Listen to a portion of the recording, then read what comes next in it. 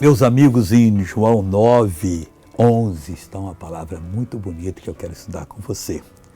O cego de nascença que foi curado por Jesus, quando ele cuspiu no chão fez lodo, o pastor mandou lavar um tanque de Siloé, foi colocado contra a parede pelas autoridades judaicas, porque ele dizia que Jesus o curou. E perguntaram assim, como é que ele abriu os olhos a você? Ele respondeu e disse-lhes, o homem chamado Jesus fez lodo. E untou-me os olhos e disse-me, vai ao tanque de Siloé e lava-te. Então fui e lavei-me. E vi.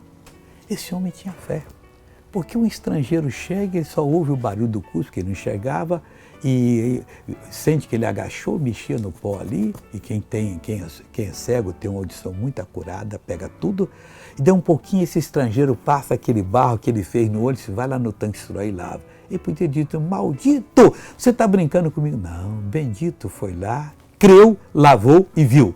Obedeça a Jesus, que ele sabe o que está falando. Veja essa pessoa abençoada. O que Jesus fez por você? Aliviou o meu braço, que não podia fazer nada com ele. Esse braço aqui? É, o direito. Há quanto tempo? Uns 5 anos ou mais. Você levantava até a que altura? Fazia tudo nessa posição, mas o braço doía o dia todo. Doía?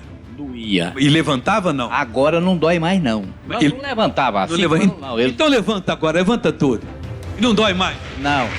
Oh, glória a Deus. Nada. Não dói nada. Nada, pessoal. Agora eu quero orar com você. Meu Deus, esse lodo é importante. Foi feito com o pó da terra que tem abundância nesse mundo e com a saliva de um que somente ele é santo. Pai, a minha saliva não é a de ninguém, mas a dele é. Mas se a tua unção estiver comigo, a minha também é santa. E vai operar. Pois, Pai, agora eu determino que o mal saia dessa pessoa e nunca mais volte, em nome de Jesus. E você diz amém.